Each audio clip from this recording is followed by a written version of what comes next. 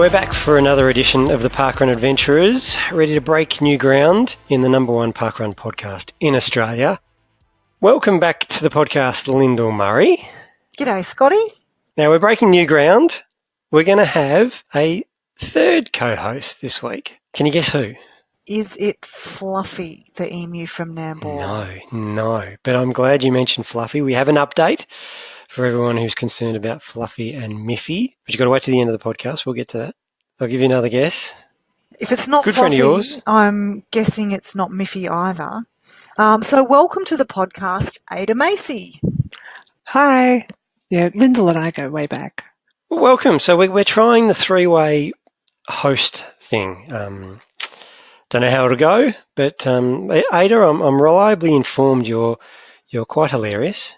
So I hope you'll add a lot to this episode. We might start with your story. So Ada Macey, who is Ada Macey? We don't really know who Ada Macey is. If I said to you, what is the most popular blog article and newsletter that Parkrun Australia has ever put out, would you know the answer to that, either of you? Well, I'm guessing that if you're asking that today on this podcast when Ada is here, that it's probably the article that was written about Ada. It was. So Ada, you shared your story with the Parkrun audience. We're going back 12 months now. It's over 12 months. The story of a transgender parkrunner. And it captivated the Parkrun audience. People loved reading your story, loved hearing about your parkrun experience. Did you know that first, Ada, that it's the most popular newsletter we've ever had? Yeah, no, I have an inside source who may have told me that it was really popular, which was quite a surprise for me. But it made a big difference in my life. I had people coming up and recognizing me when I went to parkruns, or I'd mention my name and I'd say, I'm Ada, and they're like, oh, you that Ada that had the article in the newsletter. So that was a sign that it had really reached quite a wide audience. A lot of people in my transgender communities as well read the article. So it came back from a lot of different ways, in a lot of different areas. And so you said that surprised you a little bit. Yeah, absolutely. I guess we always see a lot of transgender news in the media. We're always talking about transgender people, and especially in athletics and sports, right? But to see a positive article done about transgender participation in sports, and then to see such a positive response to it, just when I walked through the community, when I was talking to people, I had people message me on Facebook that had read the article. That I guess I wasn't expecting the real world effect, just the way it would change going to parkrun on a weekly basis. So it was quite positively surprising, and in a way I didn't expect. And then I was speaking to Ricky, and she told me that Ricky is the author who wrote that wonderful, wonderful story. And I was speaking to her, and she told me that it had been a really, really popular article, and it made me so happy to actually get such a positive article out there like that. So hopefully we can see more stories like that in the future, because they're not as common as they should be. So we'll talk about it. I'll address it from my perspective. So as the one who effectively published your story and wanted to share your story with the wider community, I got a lot of feedback, and I got it from yourself as well, Ada, but I got it from others, that this was kind of the first positive experience of transgender reporting in the sporting field, and maybe even a broader field than that. Can you explain that? Yeah, look, as when you look at transgender people in sports, there is always discussion about the controversy, and there's discussion about whether it's fair or whether it's unfair. And the sensationalist element about it, draws people in. They want to sort of, the media tries to generally create headlines that are contentious, right?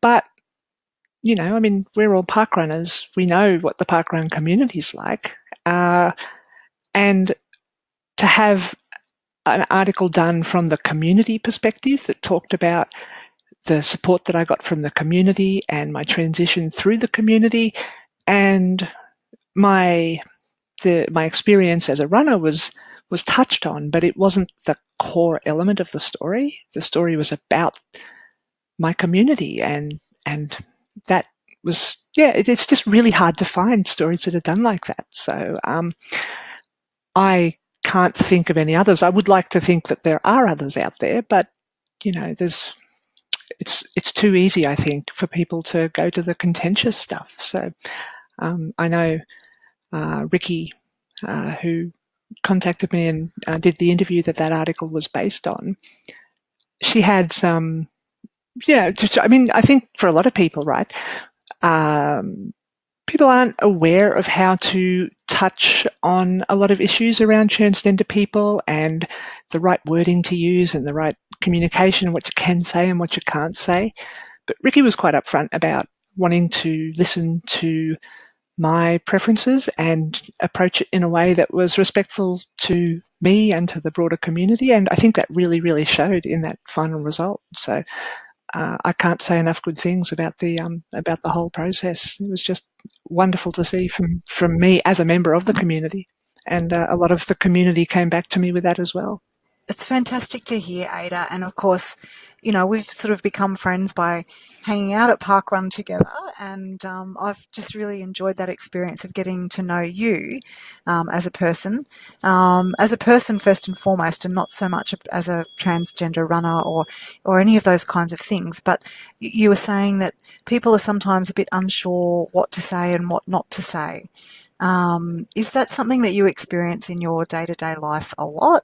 And what would you say to people that are a bit unsure about what to say? Look, it's not something that I guess I don't deal with it too much in my day-to-day life anymore. I've been transitioned now for a couple of years, so most of the people who I interact with on a day-to-day basis, it's just, we've been through the learning phase, right?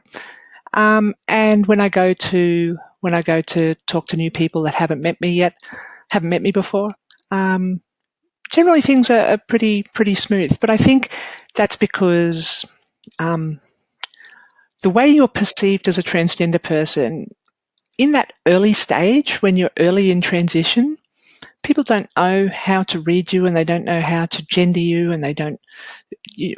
Appearance-wise, you can be quite, I guess, out of the typical binary male-female expectations that people have, right? And that creates a challenge for people. So when I was earlier in my transition, when I was transitioning through the parkrun community, especially when I had to put on, activewear, which, it's a bit hard sometimes to be overly feminine when you're in a running top. And not much, it's a bit of a challenge. But I think the biggest thing there, people in the parkrun community, and they got it right? Even if they made mistakes, they didn't make a big deal out of it. They didn't go, "Oh, I'm so sorry, like, God, please forgive me." It was just they acknowledged that they made the mistake, and then that was that. They just tried, and that's the biggest thing you can do if you have a trans person in your life, is just be willing to keep trying. If you get it wrong, they'll let you know, and they don't mind if you're genuinely trying to get there, if you're genuinely trying to show respect for someone who's going through a transition, then that's the best you can do, right? And that's what the community gave me. So in that way, it was really quite a positive thing. I think, in a workplace environment, it can be a little bit more, people are a little bit more formal. I think it can sometimes be hard to navigate that. But in the parkrun community, it's very relaxed. People are there. There's a familiarity, right? It's a community. So even if you don't know the other people there, you kind of feel like you know them because you've got something in common with them, and that makes it easier to navigate. So if people are a little bit... Yeah, I think you're right. Yeah. I mean, look, parkrun is that kind of place where everybody belongs, and everybody can have a conversation with anybody. It becomes a place where it's really natural to just talk and just be with other runners and other people that are like-minded. So, it's really nice that you've had that experience as well. And that's actually one thing, you said like-minded there. That's actually been one of the really good things about parkrun, is that there's a lot of people in the parkrun community who aren't the people in my usual circles. They're not the people that I would talk to in my day-to-day life. We wouldn't simply cross paths. So there is an opportunity to meet people that you don't normally get to meet, right? And have those discussions, even leaving, transition and that side of it aside. You can talk to people that are part of your community because you share running, you share Saturday morning, you share that community in common. And that was really, I think, helped people feel more comfortable around me, as well as me feel more comfortable around them. So it's one of the real positives of the parkrun community. Well, see, this makes me happy to hear, Ada. So what I want to know is that, do you become identified as the transgender, or has it got to a point where you're just Ada, the park runner now? So if I'm at my local park run, then I'm just Ada. People just know me as Ada now. I guess, like even through my transition, my name changed, but I was still just the same person I always was, right? But where it gets a little bit different is when I go to another park run that I haven't been to before. I like talking, and I talk to anyone. And quite often I'll be talking to someone and, I'll be, oh, hi, my name's Ada. And when they realize I'm transgender and my name's Ada, they'll go, oh, wait, you're Ada. Are you the person that they did the article on? And I'm like, yes, that's me. And I guess in those moments I become Ada, the transgender runner. But I try and make that not last very long, because I like talking about anything and everything. So that's a good opening to get chatting to people. But after that, I pretty much just become Ada. Ada, I also remember at some point we were talking about how, people had reached out to you on the back of that article as well. Other runners and other, parents of runners or people who had identified as transgender, and that you'd been able to just talk them through that a little bit and maybe offer some advice or support. What's that been like for you? Look, one of the moments that stands out to me, I had a lady, she's a park runner herself, and she was just going through the early stages of her transition, and she had read the article, and then she tracked me down on Facebook and sent me a message and told me her story. And then she actually came out to my park run so that we could meet, and we went and had coffee afterwards, and we had a big chat, and I met her partner, and it was just a really positive experience to get that connection with someone who shared my passion for running, but also understood some of the unique experiences of transitioning in that space as well. So that was, from a personal level, that was quite empowering. But right after the article came out, I had a lot of people reach out as well who, I have parents, as you said, who have transgender children.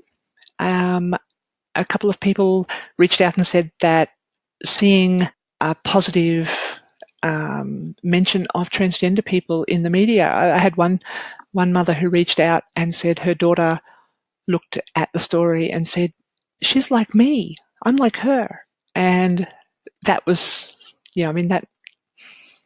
that's one of those things that makes it worth it, right? Like for me, visibility is something that, visibility is very important. That's why I did the article. That's why I'm here, because the more visible trans people are in day-to-day life as just regular people, then the easier it is for us to become just part of everyday life, not something different or unusual, but just regular people.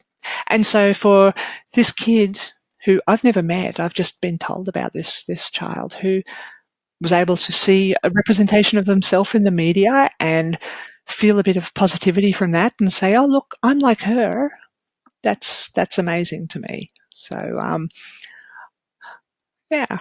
Yeah, come on, that's sort of lump in the throat sort of stuff. Hearing it, Ada, that's really got to touch you. Yeah, oh, it does, right? Like, I mean, when I was a kid, I grew up in a small country town, and I'm old enough that there was no internet available, so I had no knowledge of anything to do with transgender people. I had no knowledge, no ability to reach out to talk about the stuff that was going on in my head. I had no answers. I had no clue what my future held because I didn't understand the things going on in my head. But to realize that a transgender kid growing up today has a million opportunities and the ability to see themselves and see a future for themselves and see other transgender people out there just living life. I mean, that's such a powerful thing. It is. Now, we said we were going to just include you as part of the podcast, so I also know another thing about you, Ada, and that you didn't go to parkrun this weekend. Oh, I know. So, you told me you weren't going to bring that up. Oh, sorry, was I? No. No. Oh, well, I brought it up now, so we can't take it back. But it's okay. It's okay. We'll work with you through the rest of the episode. This is your replacement to parkrun, talking parkrun. Oh, good. Oh, good. This is how I make up for it. Yeah, well, let's live vicariously through Lyndell, who went to North Harbour parkrun. Yes, I did, Scotty. Saturday. How was that? It was great. Give us an update on North Harbour, because they've gone through some changes, I think. So North Harbour has, they have got a little bit more infrastructure there. We both went to the launch, Scotty, as did Mel. That's where I first met the two of you, and look where we are today. So there's a lot of things that are the same. It's still cross country. There's still lots of cows. It's still in a beautiful spot along the Caboolture River. They've got a little bit more infrastructure there. And the housing development that's there is ever burgeoning. I got some fun facts from the run director on the weekend because, as you'll recall, Scotty, you turn up there to a park run called North Harbour and you expect to see boats. And there are no boats. There's not really a harbour there. It's a cow paddock. It's a cow paddock. There's still no harbour there, but I did find out why it's called North Harbour. Back in the day, there used to be quite a lot of traffic on that part of the Caboolture River because that area, before it was a cow paddock, was a forestry area. And before it was a pine forest, it was a dairy farm. And before it was a dairy farm, it was a sugarcane plantation. And the harbour was there to transport all of the sugarcane and the rum, dare I say it, from that part of the world. So what used to be, quite a little area of commerce and manufacturing is now a bunch of cows and cow poo in a paddock with park runners on a Saturday morning. There you go. So there you go. That's why it's called North Harbour.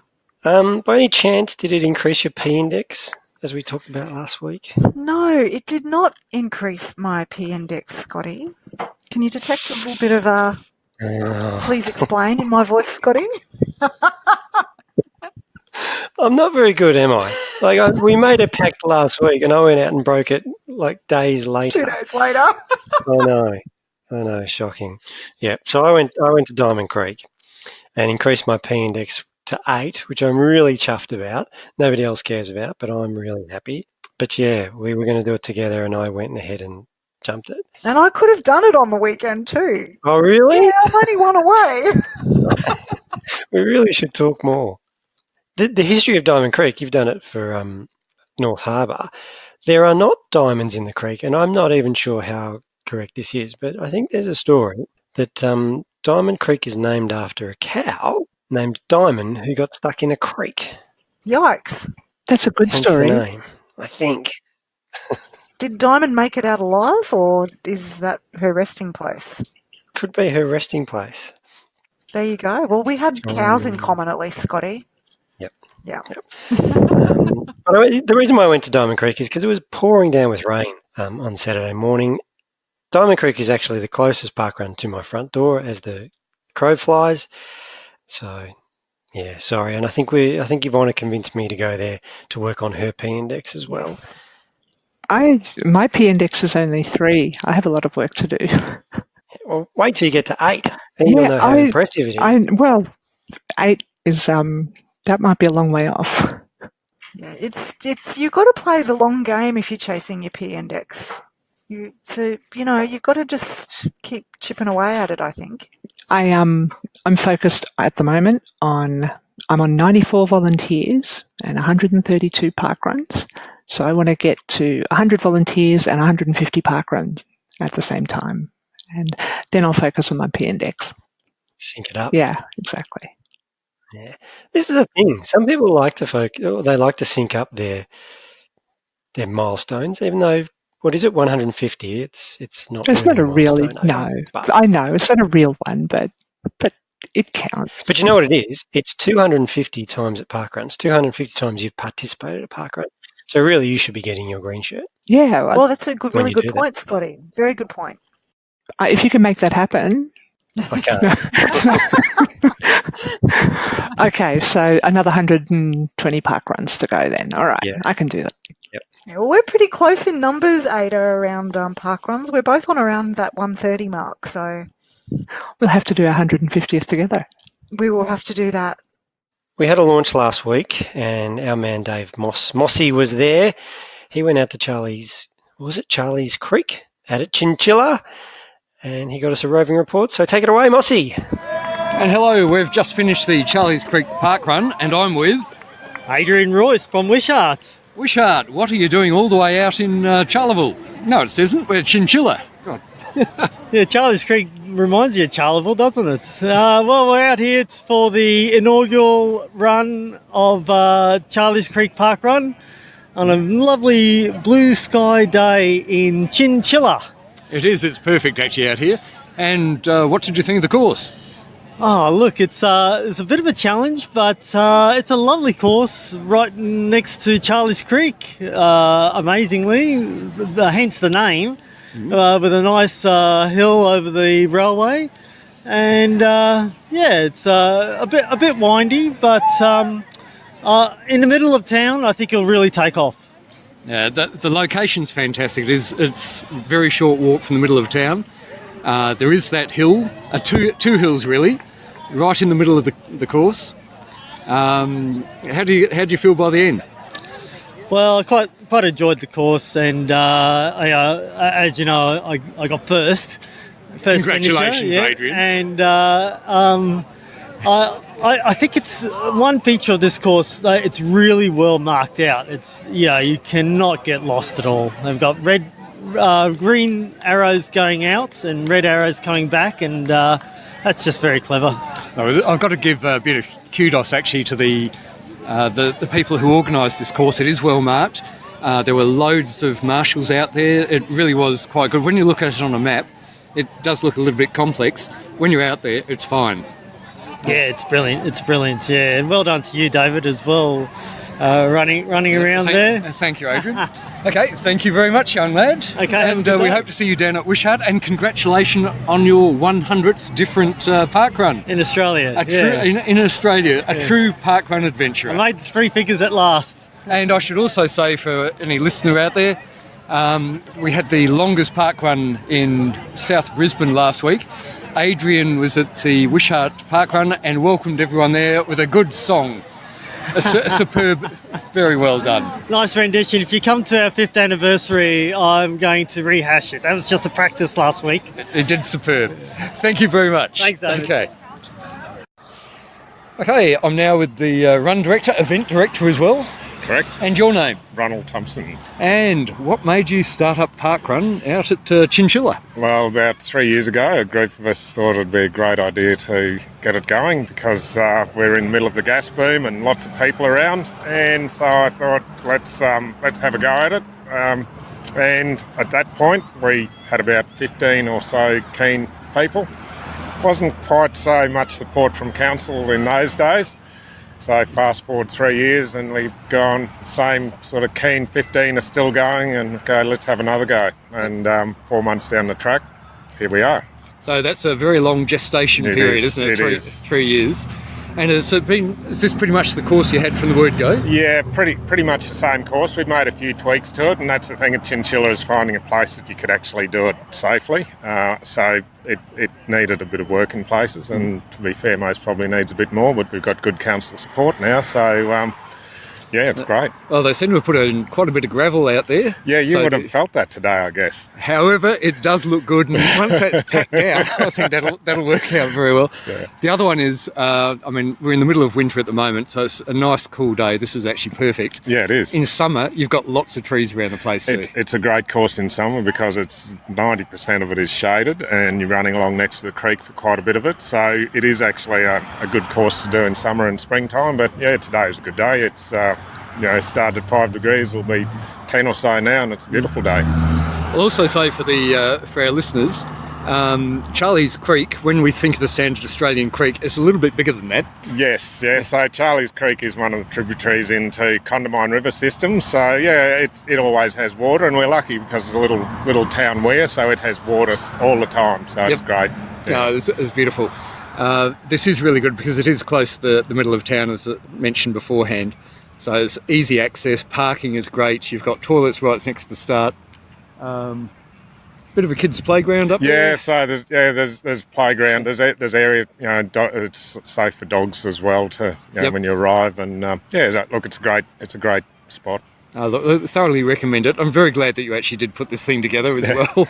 And it was great to see so many volunteers out there. Yeah, look, it was actually good today. We've had about a dozen people saying they'll do it. I guess we won't need to have as many marshals on course down the track, but people just put their hand up, so make the most of it. And like most park runs, I will give it this, there seems to be a really good vibe there. I mean, This is the first course. I don't know what you've got, 150 odd people? Yeah, I think they just did 100, gone through 100 about 10 minutes ago, and there's still sort of walkers coming in. So yeah, we've got, there's most probably about 150, so it's good. It looks as though you've got a schoolyard of kids in here as well. Yeah. Look, beautifully done, and I think everyone, thank you very much, and we wish you the best for the future. Very good, thank you. Thank you very much. Brilliant. Okay, and I'm with Alan Mickelbarra. Alan, welcome. Is this your very first park run? No, second one. Where else have you been to? Here, but it was the practice ones beforehand. Yeah, the practice one beforehand, yes. Okay, and what got you into having a go at it? My wife's in it, and I need to get fit. That's a common motivation, is when the partner's doing something, and it's good to get out there. That's right. And you're local, you enjoyed it? Yes. And be back, do you think, every week, or...? Oh, every week that I can make it, yes. Oh, it'd be awesome. No, excellent. Look, it looks like a nice crowd of people, and the whole town's been good. Yes. I'm impressed how many people that we got. It's a cold start to the day. Yes. It's harder in winter than anything else. But no, it's excellent. I'm very glad you're out there. Yes. You're walking it or running? I'm just walking it at the moment. No, I think there'll be a lot of walkers. Yes. Which is absolutely brilliant. It really is just good getting out there and getting the blood moving. It is. I'll leave you on that. Thank you. Thank you. Great stuff. We listened to it this week. So thanks very much. Ladies, are we making plans to get to Charleys Creek? It sounded like it was a hive of activity, lots going on there on Saturday. It is a fair way away. I don't have plans currently. Yeah, I think it might be a while before I make it out there.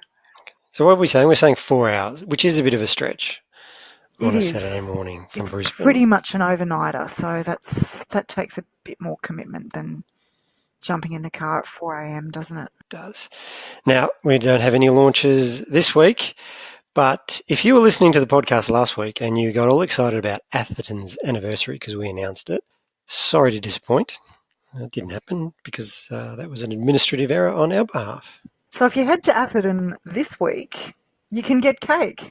Yes, they are having their anniversary this week, along with Averley in WA, Cobram in the Great Estate Victoria, Strathalbyn in South Australia, and Woy Woy in New South Wales. Now, also last week we talked about Fluffy and Miffy. We've got good news to report. Yes, we do. So according to the Department of Environmental and Science, who manage the reserve out there at Nambour, they said they do not intend to remove the emus. Which is great news. They've realised that most people who know the emus absolutely love them. Yep. And they've been very popular at Nambour Parkrun. And they've known to pop up there all over the place, and they don't bother the park runners, and the park runners don't bother them. So, No. I mean, the reporting didn't mention it, but I think there was a bit of media pressure put on this situation by our podcast last week, and I just think they succumbed. They grumbled. yeah, well, maybe they realise that I need to get there to be the emu whisperer to do my other role. We need to get there. Yes, we should arrange that, Ada. Yes, let's make it happen. Let's go and meet Fluffy and Miffy. Nice segue, Lyndell, to the other update. And I did warn everybody last week that we wouldn't get any interaction on this topic. We did get one, thanks to Hayley Louise to save the day. She got her volunteering other while she was wearing her L plates as a run director. So as a run director training, shadowing experience, which is that's a pretty thumbs up way to get your other, I reckon. I have another story too. So that counts, right? That's two of us. Yes, please share, Ada. So my other story, I went to Albert in Melbourne, and I was recovering from surgery, so I wasn't allowed to run, but I was not going to miss parkrun, like I did this week. So I reached out to them and I said, "Hey, I'd love to volunteer," but their roster was full. So they said, "We'll find something for you to do." So I went down as another, and I ended up doing a little bit of everything. I was a photographer, I helped with setup, I was on the funnel at the end, I was a marshal at the beginning, and it all just got wrapped up into other. So it's a lot of bits and pieces. I think that's a really good use of the other role, because you don't want to turn away a volunteer. And even if your roster's full and you don't have a specific role, there's always something to do, isn't there? There's always something that comes in useful in any of these kinds of event situations. So I approve of that use of other as well. I made it quite clear that I'm from Queensland and I'm only down in Melbourne for a little while, so I can't run, and I really, really want to come to to Albert and do something. So, I'll do whatever you need me to do. So they were quite willing to find something for me. I think this is great, and I think we've said this on the podcast before, but if there are any event directors listening, never knock back an offer to volunteer. Even if your roster's full, find something, because you never know, that might be that person's first attempt at reaching out to volunteering, and they get knocked back, and then they may never try again. But many hands, it's always, we're discovering it a bit at juniors at the moment, because we have to put out a big call out from time to time because we need so many marshals, and we get a great response.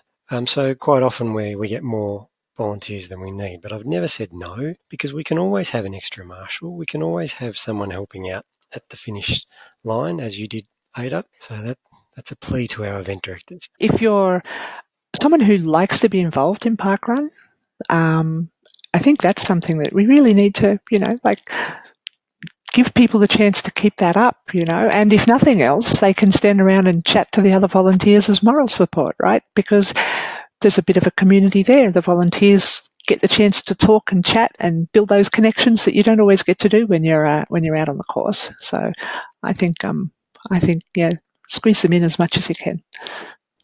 That's it. I mean, even if you just stand there and cheer for people. Exactly. Why not? Maybe that's what I could do for my other. I could just cheer for people randomly. Yeah, you can really elevate it, Lyndell. Go to the $2 shop and buy a big foam hand and give out high fives with the foam hand. Yes. I've seen that. That's a big success. Chief high fiver. Yeah, yep. That's a good other role. But if you have a prop, it's hard to argue with. If you bring a prop, they're not going to say, no, we're not going to do that. Okay. I've still got some more questions for Ada. Can I ask you some more questions? Yeah, of course. Let's do that. I'm saying yes on behalf of Ada, but that's probably shouldn't be doing that, should I? I like questions. I like talking. Ask away. So, Ada, you're going to head to parkrun this week? I am.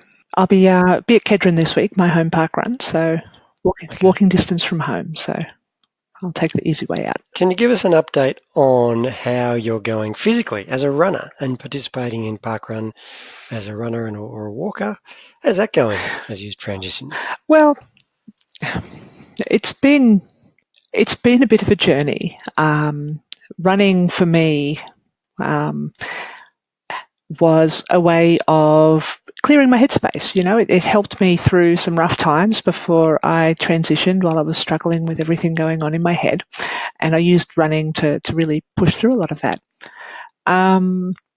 But when you start taking hormone replacement as a transgender person, and when you block the testosterone in your system, it has very, very real impacts. You know, so my athletic performance dropped. I started to slow down. Runs felt harder, and my recovery took longer. And that was a bit of a mental challenge, actually, because I had started to take quite a bit of pride in my running and my performance and my speed and chasing PBs and all those sorts of things. And as my time slowed down and I sort of fell further and further away from those PBs, I had to redirect what I was getting out of my involvement with parkrun. And I ended up, I've been doing a bit more volunteering. So for the vision impaired parkrunners, there's quite a few of them involved in Kedron that I've been helping out with. And generally just trying to find a new vision that isn't just chasing PBs. And then I had a gender confirmation surgery in August last year, and that involved me being sidelined from all physical activity for I think it was about 10 weeks, so almost 3 months. And during that time, I lost a lot of my fitness. And I haven't truly got my fitness back from where it was before surgery, because I've been going to parkrun every week, but a lot of my running outside of that has slipped away. I'm not doing as much as I was, but the bug has bitten me again recently. So I went out and did a 5K and a 10K last weekend. The weekend before last weekend. And so I'm trying to get some of that lost fitness back. Now I'm starting to try and bring those times down again. And I know we're not meant to focus on times, but, you know, they are, I find from a personal level, it just gives me another target to aim for. So my current goal is to get myself down to 27 minutes, and we'll just see how long that takes me. And that will encourage me to get a bit of my fitness back as I go. So have you found, Ada, that if running has become, a bit harder physically, is that when you really started getting involved as a volunteer at parkrun? I've been involved as a volunteer, not from the beginning, but pretty much from very early on, because community itself is important. I know that sounds like an easy thing to say, but I really value community, and being involved in volunteering has always been an important part of my involvement with parkrun. Whenever I find myself doing a sport or an activity, I tend to get involved in volunteering and helping it be organised and coordinated, and I like to be a part of all aspects of it. But what I did spend quite a bit more time doing when my fitness dropped off was finding those roles that let me run without, whether I got a volunteer role or not, but something that would let me get out there on the track, but without having to worry about the time and my lost fitness. It could be about someone else's performance. It could be about someone else's experience.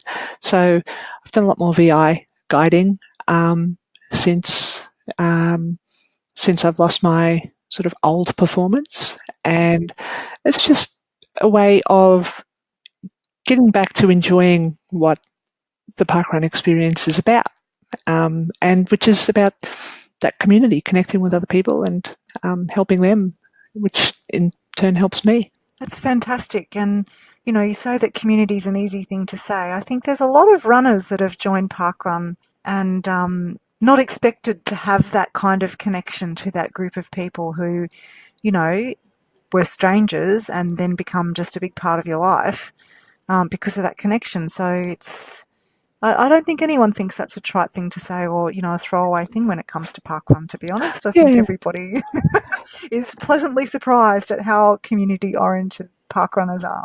Yeah, no. If I think back to before I joined parkrun for the first time, I was very, very intimidated by it. I put it off for quite a while, and it was only when a parkrun opened up. I was living in Chermside at the time, and Chermside Parkrun opened up, and that was right where I was running on a Saturday morning anyway. So that was really the thing that got me past that intimidation factor. And so I guess, yeah, maybe it isn't as trite as I just have a tendency to get involved in volunteering, though. Wherever I go, I can't help myself. And once I got past that initial wall, I think it was inevitable that I was going to end up volunteering because I like fostering community and being involved and building community up. So where to from here, Ada? I know that you've also involved in a community radio station now, presenting to the LGBTI community, a program there. Yes. Is this you're going to expand your role? Are you going to be a spokesperson, or what's happening? Look, outside of the parkrun space, I'm doing a bit of roller derby as well at the moment. But within the LGBTI space, and I'm focusing a lot on transgender visibility. So I have been doing some talks. I've been involved in roundtables. I've spoken to other organisations about transitioning in the workplace and some of the considerations and realities for employees, and that has been quite a new experience for me. But it's been really, I've seen a lot of positive, strong results from that. So I definitely would like to keep myself involved in those opportunities when they arise. And as you said, I'm involved with community radio as well. So every week we're out there. It's specifically for an LGBTI audience, as you said.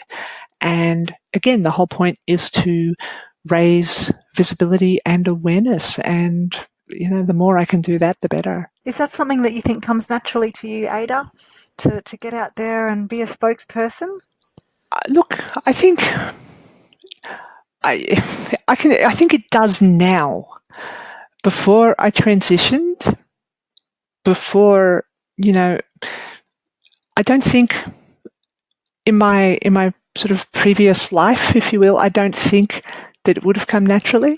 Since transitioning and getting I'm more comfortable in myself now, and I guess I've become even more extroverted, you could say. And when I've started to see the impact that it can have, I remember the very first time I spoke to another transgender person, and I was talking about my experiences and they were talking about their experiences, and we understood each other without having to explain in detail.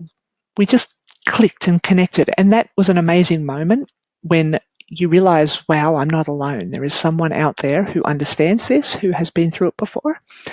And I think those moments, when I've realized I can create those moments for other people, I can allow other people to have those connections where they can realize that they're not alone. That's sort of what drives me now, and I've got the opportunity to do that, and I'm going to take every opportunity I can because it's really, really important. Yeah. What really struck me there, Ada, is that you used the words being comfortable in your skin, and it's something that maybe people who aren't transgender maybe don't quite understand. But if you don't mind, I'd just like to share with the listeners and with Scotty the images that you posted recently on your Facebook profile of your transition. Mm-hmm. And there were pictures of you before you were Ada and pictures of you as Ada. Yeah. And it was something that I noticed and that others also commented on, that there were so many more smiles in the photos of Ada. Yes. It was really obvious, and that really, for me, if you don't mind me saying, that was a real, it was just such a blessing for me to see that, to actually see that transition in you, Ada. It was a really special experience for me. So, if you don't mind me sharing that, I just thought that might be a nice story for our that listeners. would be great. I mean, as you say, you see the photos, right, and you see the change in me. I remember one of the things really early on in my transition, I hadn't really changed much to look at physically or anything like that, but I was having a conversation with my mum, and she said to me, I keep waiting for your transition to start. I keep wondering, when are you actually going to change? When is this going to start happening? But she said, I don't wonder that anymore, because I see how different you are. I see how you smile more now, how you're happier now, how you are more comfortable now. And she said, so this transition has been happening the whole time without me seeing it. So it's already happened. And that was a huge thing to hear my mum say that, because that was one of those moments where, like, I could see she got it, right? She finally understood what that was all about, and that comfort is visible in those photos. You can see me growing into myself. That must have been a very special moment for you with your mum. Yeah, absolutely. My mum, when I came out to my mum, I knew without a doubt that I would be supported by her, but I kind of thought it would be the kind of support that you said, oh, Mum, I may have broken the law. And your mum will be like, oh, that's not great, but I love you anyway, right? That's the sort of reaction that I was expecting, right? Because we fear coming out to our family so much, because we fear rejection. We fear that loss of family. And to get to the point where my mum was able to say that to me, to say that she could just see the change in my happiness and my comfort, it told me that she understood what this was all about. She understood why this was important and why it was so important to me. And it was, just a magical moment for me. Ada, what has been the reaction from family and friends? Has there been any negativity? Have there been people who have left your life? Look, I have. There have been a few people who were not so much have left my life, but I've grown away from over, in the sort of time of my transition. That's a great way of putting it. Yeah, like I haven't faced anyone that has been really overtly reacting in a strong negative way, but just distance has formed in some relationships with some people. But for the most part, like all of my close family and friends have been hugely, hugely supportive. My son was really supportive of my transition and has been a huge support for me, because he has been unflinching in his support of me. And all my workplace was very supportive. My friends were very supportive. My family was very supportive. My grandmother was 99 when I came out to her, and she was supportive. I was talking to her on the phone, and she said to me, in my head, I can't even see the boy anymore. All I can see is the girl.